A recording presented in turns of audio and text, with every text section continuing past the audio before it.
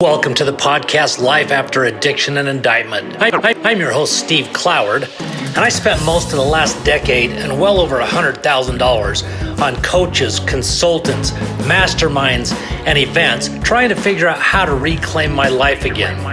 On this podcast, I'm going to share the tools, the tips, the tricks, and the hacks that allowed me to forgive myself so that I could reclaim my life again. I'll be interviewing experts in mindset, leadership, entrepreneurship, sales, marketing, branding, and so much more. I'm glad you're here. Sit back and relax and enjoy the show. Let's go! This is Life After Addiction and Indictment. Welcome to Life After Addiction and Indictment. Today we're going to chat with a gentleman who's got one heck of a resume. I know a lot of you listening are newer to business and entrepreneurship, maybe even just starting out.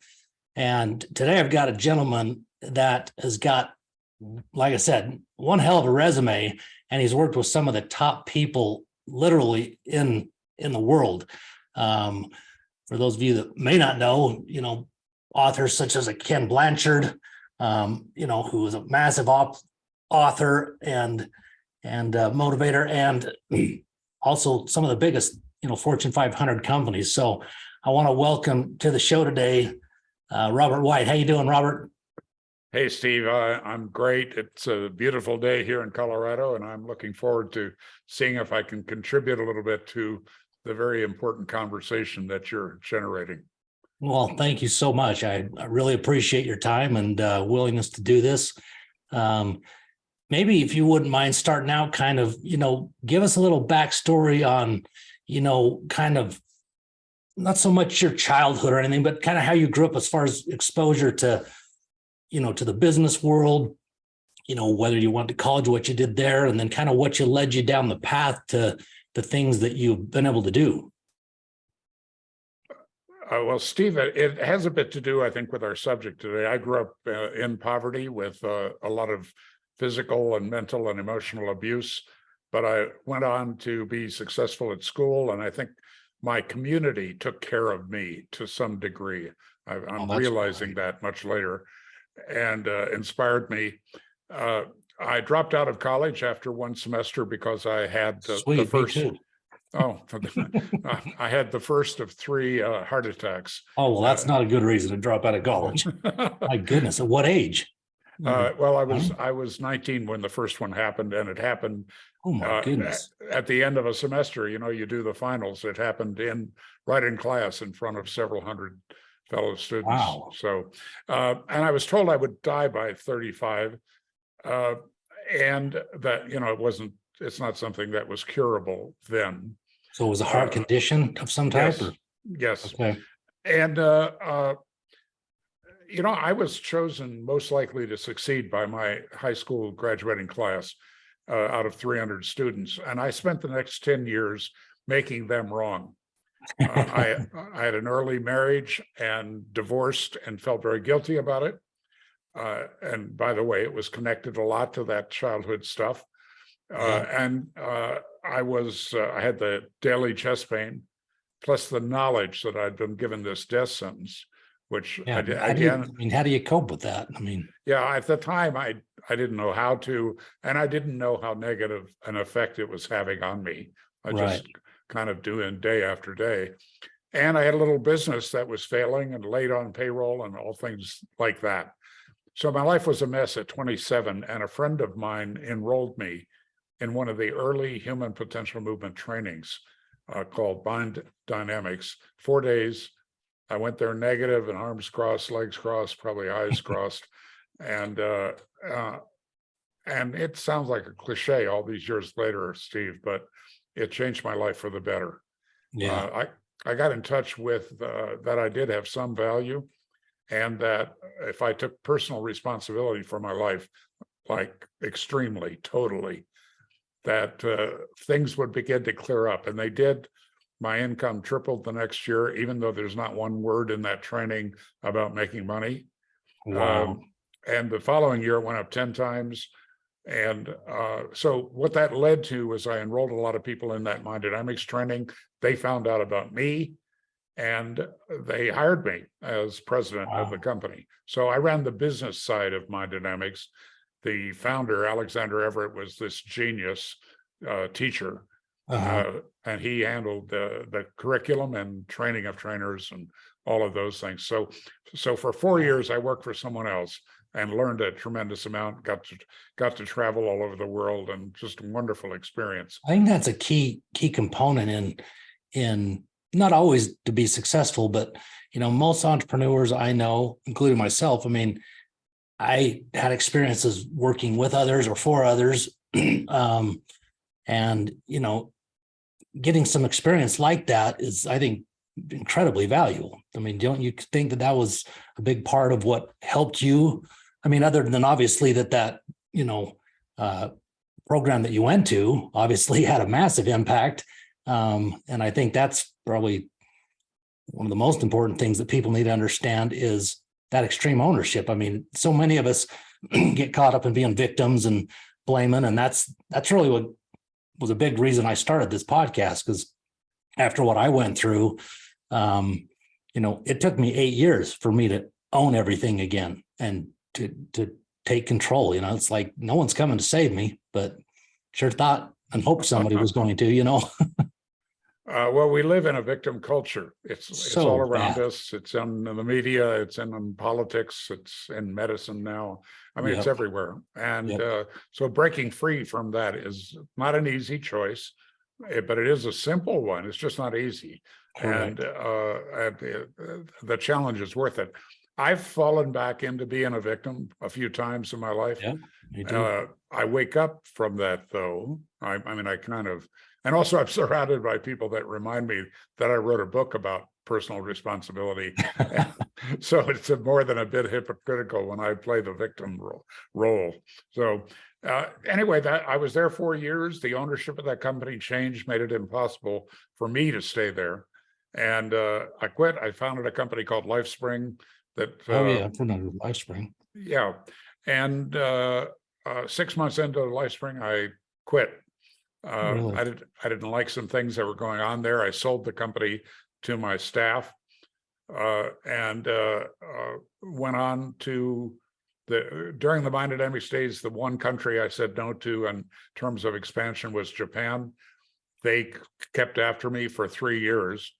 And then after I sold LifeSpring, I sold it for nothing down and forever to pay. So Was LifeSpring, like, was that your company, or were you able to buy like franchise? I don't know if that's what they would call them, but were there setups like that? Or because maybe I don't know if I'm thinking the right company, the same company. No, it was a privately owned. I owned it, and Gotcha.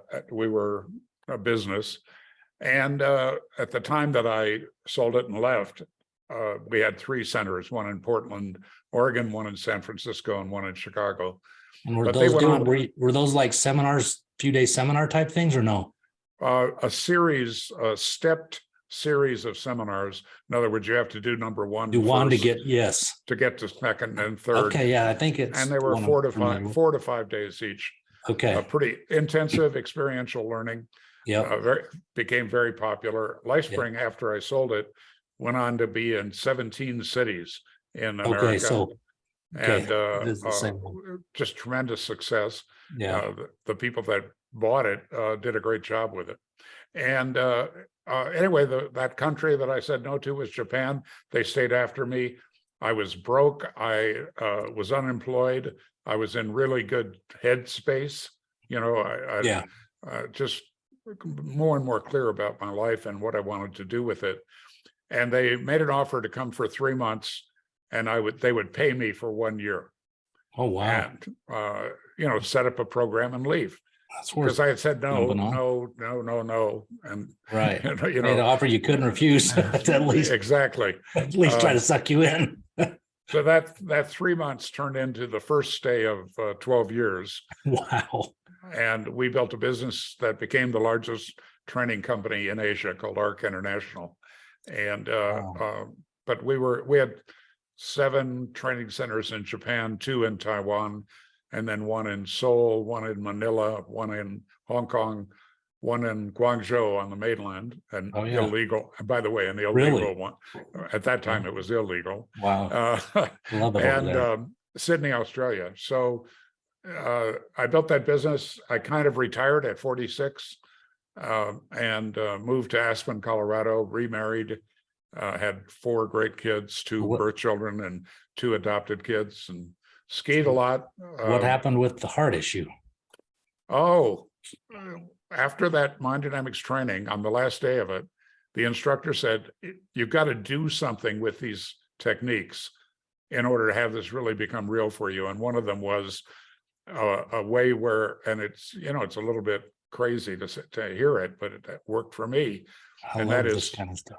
to meditate and see, in my case, it was broken nerve tissue on the surface of the heart, and to see it heal. And Hey, so there's I something to figured, that. I mean, I figured this is a pretty desperate thing, and I'll try. I didn't believe it, really, yeah, but 20 minutes in the morning, 20 minutes at night for about a month, and the chest pain went away. And it's only come back once, which was a second divorce, during a second divorce. And I knew instantly how to fix it, just. that is so incredible. Like, I'm all into that stuff. Imagine, the story about Dr. Joe Dispenza, right? You've heard it. Yes. And that's, Yep. I mean, he talks about exactly what you just said. And I believe that just leads to, how you went to that first seminar, whatever you want to call it, and you bought in, and just that mindset shift and belief, and, what I would call the change in energy, is so Yes. much more powerful than we even comprehend. And it's some people say, well, it's kind of wah wah woo woo, or Hey, man, but it all worked what for you me. want. It worked for me. And Yeah. like if I buy insurance and they do the standard EKG, they cannot spot my problem. But if I do Wow, a full stress test, they it can. shows up, and doctors are amused by it. They're amused that I handled it myself. So I think it's incredible. anyway, that I don't talk a lot about that, Steve. I appreciate you because- sharing that, because that's But- some of the things that I really did a lot of research on the last several years. And, I think whether it's a health issue or, being intentional in a meditative state, to really have intention of what you want in your life, it's something that most people don't do. And so we just go along with life and get whatever we get. I've spent 23 years of my working life living abroad, and a lot more time traveling there from America, and learning a bit about the East, learning a bit about Buddhism and Zen and other modalities. And, the essence of Western culture, the one that you and I grew up in, is it's doing based. That is both our strength and our weakness, that we will take action. Even if you compare us to France or Germany or England, we're more action-oriented culture, and it's a strength. The weakness part of it is we don't spend time with ourselves, being quiet. So true. And if you're living in Asia, that's the emphasis. I mean, the extreme of that is, of course, is India, and and you can justify being critical, because there are many people in India who are sitting on a rock meditating, and their family is starving, because they don't get into action.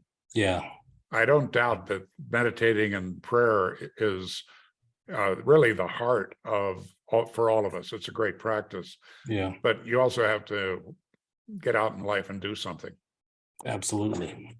Anyway, that's anything in moderation. I spent 12 years in Aspen. I skied 60, 70 days a year. I traveled with the late John Denver for 6 months. I was on 6 nonprofit boards and raised these great kids, and a wonderful experience. And in doing that, I lost control of my business. So I lost $30 million and had to fire 240 people, close 15 offices, training centers. Big failure, and learned a lot from that. So I went back to work. So I work with executives in a mentoring role, and do some leadership training work, the high impact experiential learning work, and I do some public speaking, and I have a best-selling book. So that's my life right now. Well, that's pretty incredible, as when your business failed and you lost $30 million, was that attributed to, bad personnel? Is that what kind of turned things? It was primarily sourced, and this is the personal responsibility part, Yeah. by my absence from Asia. Doing stage managed visits 3 times a year. Yeah. That's not enough for a $45 million a year business with 240 people. Yeah. And when you're away, what's that old line about? When the cat's away, the mice will play. Mice will play. So, and like I had 70 full-time trainers doing this high impact work. And, I'd say half of them were either full on or borderline narcissistic personality disorder, the whole, everything's about them. About them, yeah. And, running a company like that's like herding cats. I didn't invent that line, but it's somewhat true. Wow. And with me being away, the conversation became that I was not contributing to the business, that I was just a rich guy in Aspen with the big house and the jet and the lifestyle. Yeah. And doing all of that on the backs of my poor people. I've totally seen that many times. So that's one way to talk about it. But I sourced that, and I found out that in a professional services company, you have to be a thought leader. You have to be a step ahead of them. Otherwise, they start wondering why they're there. Because, for our people, they were primarily motivated by our vision, our stand, of what we were doing with and for people. And if they judge that I'm not doing that, mischief begins to happen. Of course, I learned all of this after the fact, but but that's one example of descending back into being a victim. And, So and you owned it and picked up the pieces and did what you had to do, right? Eventually, you go through the pain of losing the money and shutting the things down, and so it was not an easy time. It'd be brutal. My dad was a dentist, and he built a full service car wash, gas station, convenience store, detail shop. I was a sophomore in high school when it opened, and by the time I was 19, I'd worked in every area, so I understood how to do things, but I didn't know business at all. I didn't know payables, receivables, any of that. And I caught the general manager stealing, and my dad fired him, and I ended up kind of taking over, basically, which was incredibly intimidating at 19 and as the owner's son, because I was afraid of how people would look at me and if I get any respect. But it's a similar lesson. My dad builds this thing, he thought it'd be a great place for his kids as they're growing up to work, before they went to college and stuff. And with that absentee ownership, man, unless you have somebody in place that really you trust, and it's hard to find unless it's blood, damn near, it seems like, but it ended up being a win for me because I hated school, and I met a huge number of people and created a great network. But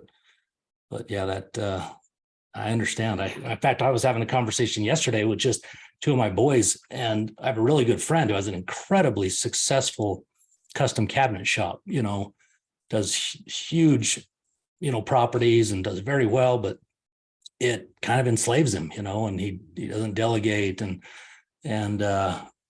we were having that exact conversation that, he used to, when we used to spend a lot of time together, he wouldn't even let his employees know what toys or things he had, because he was afraid that they would think that he, has it easy and that they're doing all the work, but they don't see him. He literally still to this day is there till literally between 1 and 3 a.m. every day. Look, I built a 14,500 square foot home outside of Aspen on 76 acres. Oh, wow.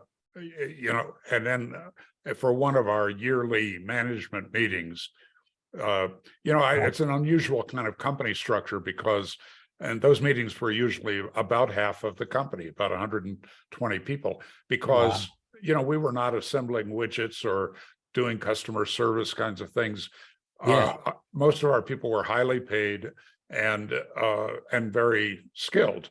Yeah. So I'd gather the trainers and managers once a year somewhere in the world. And one year I did it in Aspen Yeah. and fed right into that conversation that Robert's just a rich guy living in Aspen So on true. the backs of our hard work. I didn't know I was doing that. Well, it's I sad thought that is an issue. It's sad, you know. Just well, they looked at my house, the look jet, what we're doing for him. the nice cars, you know, all of Yeah. that, all that stuff. So it's a learning process, that's for sure. Isn't that the truth? Well, what are some of the things that, you know, from all the knowledge you've got? Because I mean, geez, I don't know anybody that's more qualified that I've spoken to about, you know, business and growing businesses. You've done very well at both. For maybe people that are, you know, smaller or even just newly, you know, looking at entrepreneurship or just in their, you know, first few years of their journey, you know, what are some of the, you know, things that you could advise them that maybe would help them so they didn't have some of the, you know, stumbles that most of us do? Well, you know, I was attracted to what you're doing, Steve, because of the issues around addiction and also imprisonment and, you know, after serving time. I've had several people in my life, and 1 year ago, I had the worst thing that's happened in my life is my son, who was somewhat addicted to pot, went to a party, used cocaine. It was laced with fentanyl, and no. he didn't wake up the next morning. Are you kidding me? I'm so No. sorry to hear. There's so many. That's happening many more stories. than people know. It's over Yes. 100,000 of those stories, I think, in 2022 alone. And Yes. it's such a massive thing. People don't understand. And it's not even reported, which pisses me off, to be honest with you. Course creators, say goodbye to intimidating software and eliminate multiple subscriptions and say hello to Backbone. Backbone helps course creators thrive with their all-in-one, easy-to-use sales and marketing platform. Backbone gives you all your automation in one place to capture, nurture, and turn more leads into customers. With Backbone, you get unlimited courses, membership sites, funnels, landing pages, surveys, and forms with our easy-to-use drag-and-drop features. That's not all. Backbone provides a full CRM and pipeline management, two-way SMS, workflow automations, call tracking, full analytics, built-in AI, 24/7 support, and so much more. Stop paying for multiple tools and put more money in your pocket with Backbone. Just go to backbonelms.io now to get your free 14-day trial. Backbone supports letthemlive.org to help defend the defenseless by donating 5% of each subscription every month. Jump over to backbonelms.io now to start your free trial today. The government doesn't want to realize their role in it. That's for Well, sure. Yeah. But, Don't even get me down that path. Anyway, the last year has been difficult for me. It's Jeez. still, you can probably tell in my voice, I've become more hesitant, and it's hard for me to talk about this. But, you know, years ago, that job with Mind Dynamics, I took a 70% pay cut to go there. I was just so curious about it. And, but I still had a living wage. And part of the deal was, they said, if you hit these targets in the first year, we will buy you any car that you want, any car, no limits. And for me, my dream car then was a Jaguar XJ6 in British Racing Green. I thought it was the most unusual, sexy European car, you know, at that time. And then when I bought the car, I saw 20 of those cars in the next few days, it seemed like. And it's been the same thing for the last year about deaths from fentanyl and that whole mess. Now, the reason I brought it up, though, is actually to answer your question about what I've learned about entrepreneurship, because I'm plugged in with several of our former trainers have become addiction healing specialists. Awesome. They're out on their own and they're setting up centers. They're aligning with other people in different ways. So I'm asking them, what's the key to healing from addiction or indictment? And what I'm hearing is that our traditional work that we do with leaders in companies, that there's a strong connection between the two, which sounds crazy, but it's Wow. not. So what I would say to, if an addict came to me, I'd say, get some support from somebody that's really skilled, and I'm not. Yeah. But there's a piece of it that I know how to do, and that some of these addiction recovery places are doing, and also, these programs to stop recidivism and so on. Yeah. And that is the 3-step program that we use in our work. And I'm not going to get into a lot of detail here, but I think this is a challenge for executives, and it's the challenge for an addict. And that is, first of all, get clear about your purpose, your life purpose. Yeah. There's over 7 billion people on this planet, and there's only one of you. And whether you use, I'll use a religious language, but you could use any language you want to use here. And that is, we're here for a unique purpose. And we are unique. My friend Arjun Sen is a marketing genius. He says we are one of one. Oh, wow. It's not just our fingerprint that's unique. There's nobody else like you totally on the planet. So why are you here? And so whether you're an addict or a person starting a company, I think the foundational knowledge is why you're here. Discover your purpose. Yeah. The second piece is to identify your values. What is it you would die for? Not happy talk. Yeah. What is it that's so important to you? I have the 2 adopted kids, special needs kids. We adopted Levi at 4 years old. Oh, wow. He had not been abused. He had been tortured. He has 6 cigarette burns on his back in a pattern. Oh, He had been anally raped. Terrible, terrible stuff. And his birth sister, different fathers but same mother, was born addicted to crack. So she has permanent brain damage. She has serious behavioral problems. wow. And what you learn what I learned about myself is that, partially because of my own background, I carry some physical scars, but also mental and emotional scars from that experience. And then adopting these 2 kids, it became very clear to me that a core value is people are not for hurting. Wow. Right. So I know that about me. Amen. And when so that's a core value. And if you're starting a company or attempting to get off a substance, what is it that's really important to you? What do you really stand for? What is it that if it's violated, you're going to be angry, you're going to act, something's going to happen. Yeah. And then finally, what is your future freely chosen? And for most people, their vision for the future is not freely chosen. Yeah. It's dependent on their education, some life experiences, their beliefs about themselves, beliefs about money, beliefs about society. And that's our operating system, our belief system. Yeah. So if you wonder why you keep making the same mistake, or you wonder why you don't want to go to work this morning and it's happening about once a week, there's something in your past that needs to be dealt with.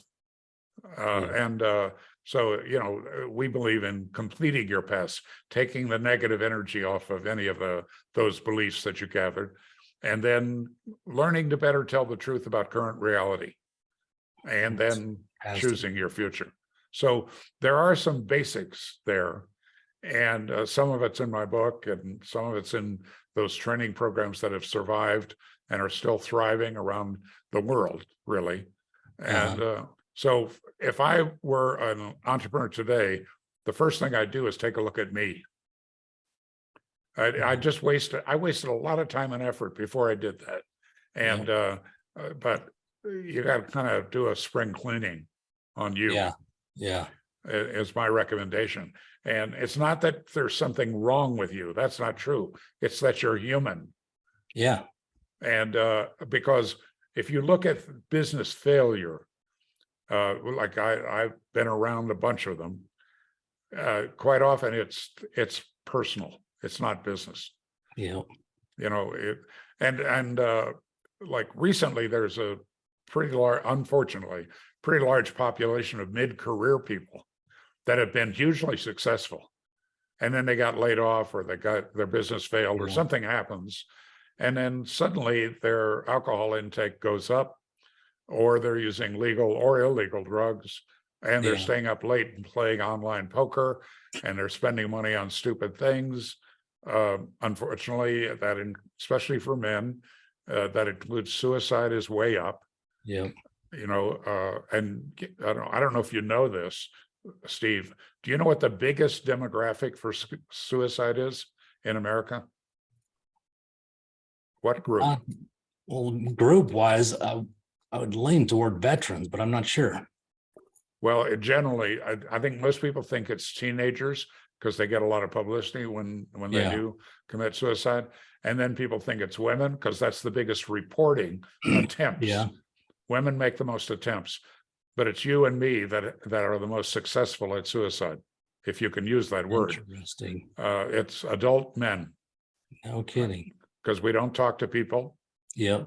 You know, and we go down that rabbit hole, and that's a whole belief programming system right there. And it's weak to talk about things, you know, and it's weak if you cry and all that garbage.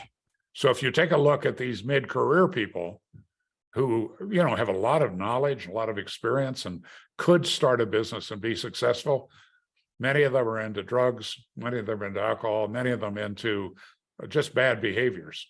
Yeah. And avoiding the reality of their lives, and also being somewhat hopeless. Yeah. You know, and they don't see their strengths. They don't see what's possible for them. So I think there is some commonality between being an entrepreneur and getting away from addiction. In that, I would you got to get back and deal with your past.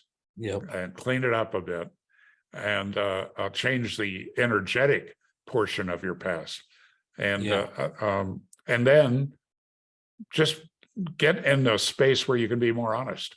And usually that requires a coach, a therapist, a friend that's so committed to you, or a parent sometimes. Yeah. You know, the number of people that have quit smoking that I know of in life, I've never smoked, but my father died of lung cancer after 2 packs of Luckies a day for his life. You know, I didn't choose to smoke, but when I look at people that gave up smoking, a really surprising number, it's because of their children ragging on them. And really? being their accountability partner. Because we need that as human beings. That's so true. Yeah. We'll keep an agreement with someone else much more quickly than we keep an agreement with ourselves.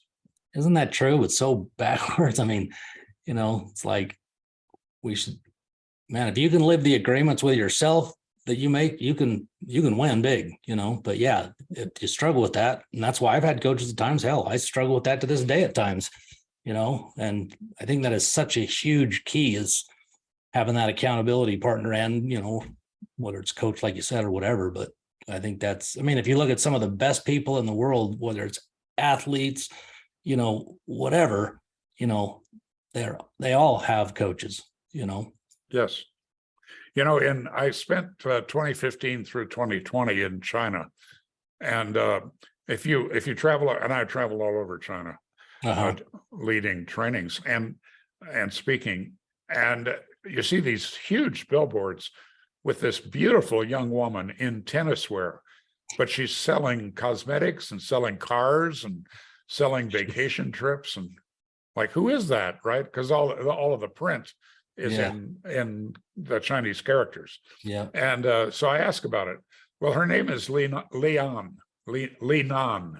Okay. And so I dug into it a little bit, and what I found out is that she was a professional tennis player, and she got to about number 100 on the pro tour. And, you know, that means that she's way better than any average tennis player. Yeah. But it's not glamorous if you're number 100. Not even. You are traveling coach. You are carrying seven rackets and all of your luggage with you. And you're rooming with someone else when you get to where the match is, and you're losing a lot. Yeah. So she quit. Wow. And so that, in many cases, that's the end of the story. And she gets a job and goes on with life.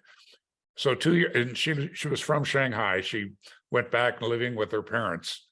And there was one of the big tour stops in Shanghai.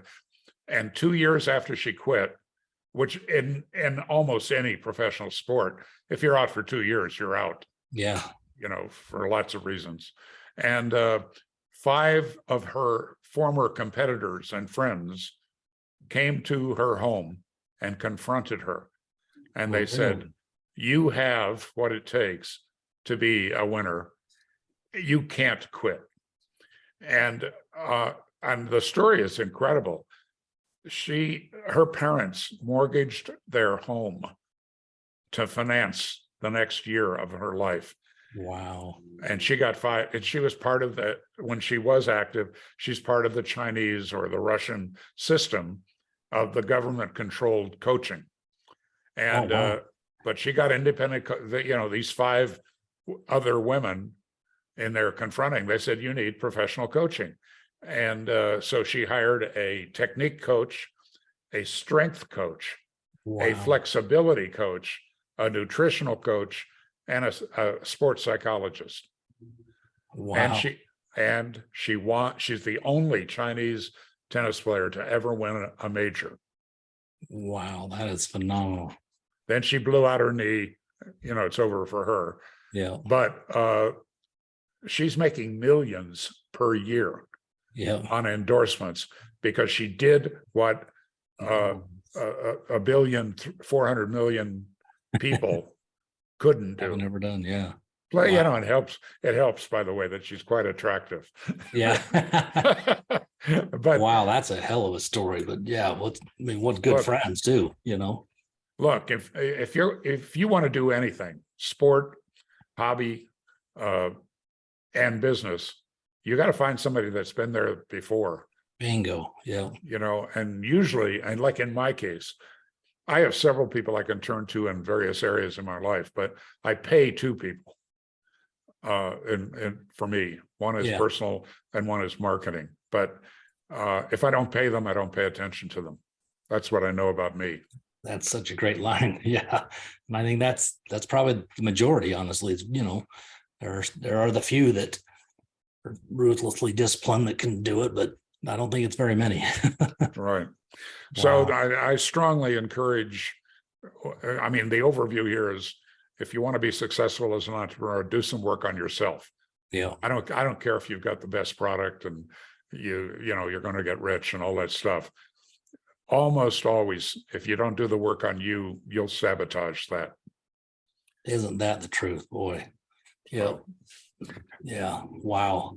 So do some work, read that book, go to that seminar, get a coach. Yeah, I think that's excellent advice, and you definitely cannot fail. If you do that, and if you take action, obviously you've got to definitely step up. But yeah, it's so interesting. I remember as a kid growing up, my dad used to, not really as a kid, maybe in my late teens and early 20s, and probably some of that was during my addiction, and he used to talk about getting a checkup from the neck up. It's like, why do we go and change the oil on our cars every 3,000 or 5,000 miles, but we don't do anything to take care of ourselves? It makes no sense, Look, I've been to more than 50 outside seminars, outside our work. Yeah. Some of it for me personally, and some of it because it's my industry. And I want to know what's going on. Yeah. I've only walked out of 3 out of the more than 50. I found some kind of value in most of them. Yeah. And the 3, it didn't work for me. So yeah, I left. But wasting your time. I think that's another important lesson there too, is, be willing to invest in, your competitors' products and, services, whatever it is, to see what they're doing, see see what you're up against and see what you can learn from them, Look, we all resist change. That's just man. part of being human. And so you need to put yourself in places that either trick you or force you or interrupt you or those kinds of words. Yeah. Because, I've said this in front of leadership trainings that I've done, is that if you walk out of here with the same load that you walked in here with, then we've both failed. I failed in terms of confronting you, holding the mirror up to you, helping you see something you weren't seeing. Yeah. But you have to step up. You have to participate. You have to jump in and not run away from some uncomfortable truths sometimes. We have in our personal growth work, it's 3 levels. The second level is a lot more intense than the first. And one of the tools of all of the trainers that do that work is a mirror. Oh, yeah. Because sometimes, basically what we're doing is holding a mirror up to people metaphorically, but sometimes we'll actually take that mirror and hold it up. Wow. So. Well, I know that, that's the thing. We can't see what we can't see, Right. and it does take outside input and professionals, to help us see that stuff oftentimes. The Zen saying is that fish do not describe water very well. Well, there you go. I like that. So, wow. I apologize. I can't remember if this story is in my book. The book is about our work and individuals' interaction with our work. So it's real life participants in our trainings make up the content of the book. And I'm not sure if this story is in there, but I was training a trainer once, and the trainer kind of was struggling with a guy. So I stepped into the room, which I normally avoid doing it. Normally I'm in the back of the room and then coaching him or her on breaks. But I don't know. I think it was because I saw some of myself in that student. It was like I got hooked, and I knew I could do something with him. But I said to this guy, we were talking about relationships and the importance of deep relationships in life, but certainly in building a business and in leadership. It's really the basis of leadership is in fact relationships. So I said, I asked him how he thought he was doing with the other students, his relationships. It was 2 or 3 days into the training. Oh, I'm fine. I'm fine. And I said, okay, let's do a survey. And of course, the other students just like, no, you're not doing fine. Wow. And you're being a jerk. That was basically what they said. And and he basically said, but my wife loves me. And I, the wife's not there to check that. Yeah. So I said, well, tell me about her and about your relationship. And physically, Steve, here's what he did. He said, I love that girl. I really love that girl. Really? Right in my face. Holy crap. Oh, gosh. Yeah, he really loves her. Oh my goodness. So, but we don't see, the fish doesn't describe water very well. Yeah.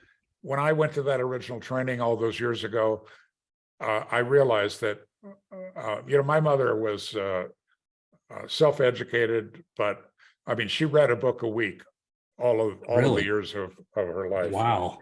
And she was just highly insecure also. And what came out of that for me was I mirrored her in being critical. Interesting. What I learned was that one of my strengths is critical thinking. Okay. But when you start taking that too far with people, they interpret it personally, even when it wasn't meant personally. So I was in a sales business, a recruiting business, and I'm pushing people away from me. I'm being a jerk. Wow. And people said, well, you went to the seminar and then all of that cleared up and that's why you got rich. And the answer is no, that is not how it happened. But when I left the seminar, and a weird thing happened. When I was being critical with people, I was still being critical. That was my habit. Uh-huh. And Steve, I started seeing the words. Really? Like, and then they would hit people like a missile and blow up the relationship. That's how I learned. Wild. I just started noticing that what I was doing and making myself right about, of course. Yeah, I've been guilty of that myself many times. And then I'm seeing it blow up the people that I love, that I care for, that Wow. I'm depending on in my company. So then then the next step was also physical. It happened like this. So watch my face. Oh, I started swallowing the words got to my lips, but they didn't go out and hit the people. My life got better when I started doing, wow. And then over time, I might think a critical statement, but I don't say it, and I don't struggle not saying it, because it's shown up. That change in behavior has shown up so positively in my life. Jeez. And most of the people that I'm around today that didn't know me back then, into my 20s, they can't imagine that I would be a jerk. But and of course, maybe some of my kids still think I'm a jerk sometimes. I doubt that. Well, that's fascinating. So when you started to see them and then you started to catch them, I mean, did that somehow that visualization had to impact big time the change of the behavior, didn't it? Yes. Anything we do where we start noticing it, and this is right, you don't have to study quantum physics to just know this, that anything that's observed changes. But until you observe it, it won't change. Yeah. So you have to kind of back away and look at yourself, look at your words, look at your actions, look at how you're affecting the people around you, honestly. And it's not about blaming yourself or getting down on you. It's just noticing it, because the moment you notice it and then integrate that into what you want to create in your world, things start to change. People can be their own therapist, their own change agent. Yeah. Simply by waking up. Just start to noticing your behavior and what happens when you behave in a certain way and what happens when you shift that. Yeah. That's just like being an addict, until you're going to recognize that, you've got some issue going on and you got a problem, until you're willing to see it and admit it, that change is never happening. Just isn't. And so, wow, that's great. So, Robert, tell us a little bit about your book and where people can grab a copy of your book. Well, if they want a signed copy, they need to do it through my website. That's therobertwhite.com, therobertwhite.com. And if it's on Amazon and Barnes and Noble and all those things too. It's called Living an Extraordinary Life. And it's the history of several years of our trainings and people's interaction with it. I was in this place, I went to this training, and here's what happened. Here's the coaching I received. So it's now a bestseller. A lot of people are very happy with it. Is it an audiobook at all too?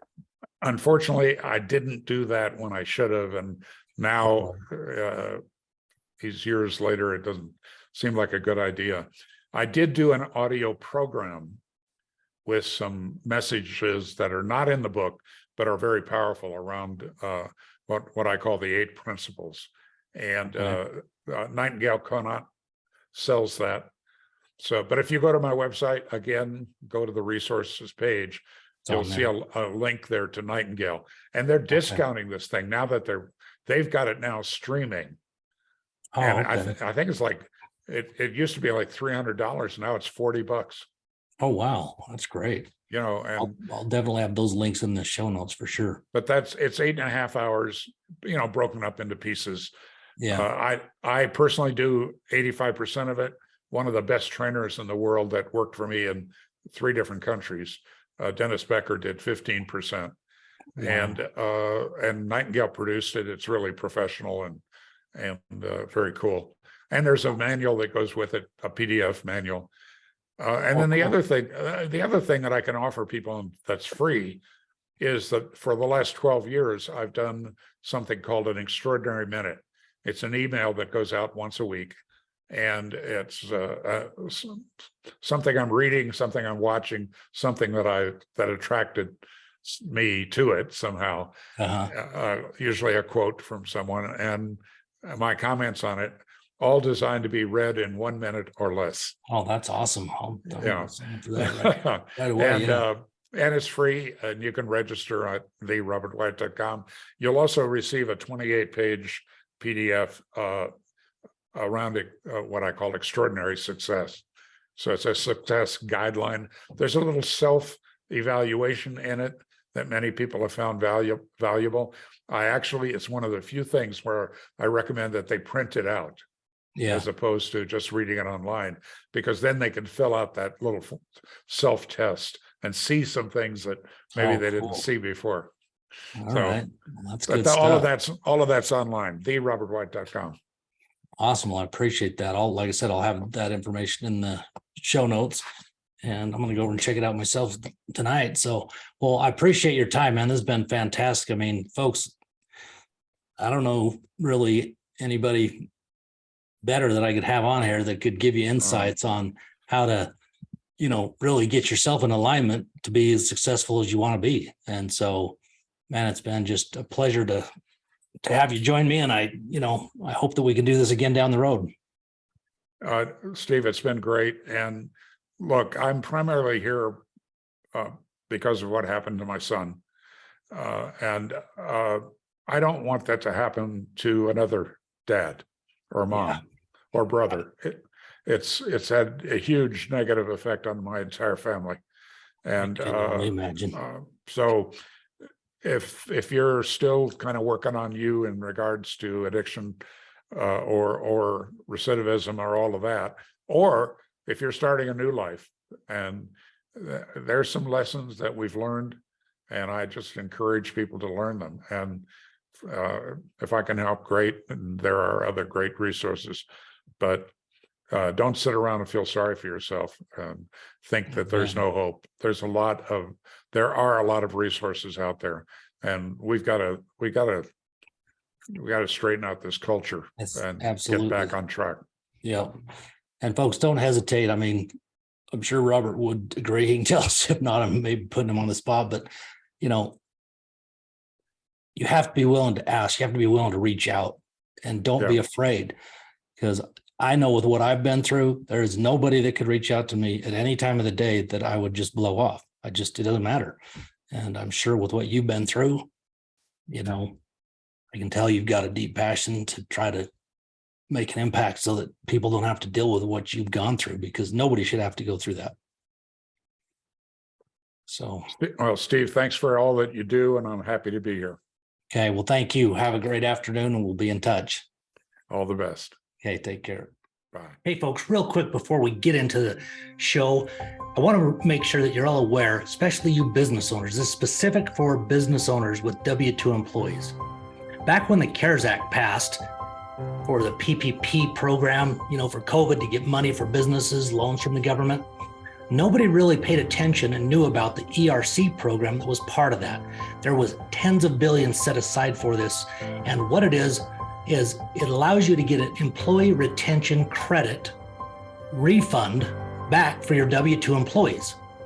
This is literally a refund. There's no gimmicks, no nothing. You get a check or a wire right into your account, but a check just like you'd get on a normal personal tax refund. It comes right from the IRS. I've helped about 45 businesses by referring them to my buddies over at Jorns & Associates.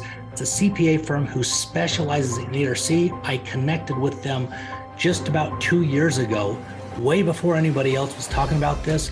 They only work with clients for ERC. That's it. They're experts. They specialize in it, so they get the maximum refund amount per employee, and that amount can be up to $26,000. So if you'd like to see if you qualify, just go to maxeerc.com maxerccreditrefund.com. That's maxerccreditrefund.com.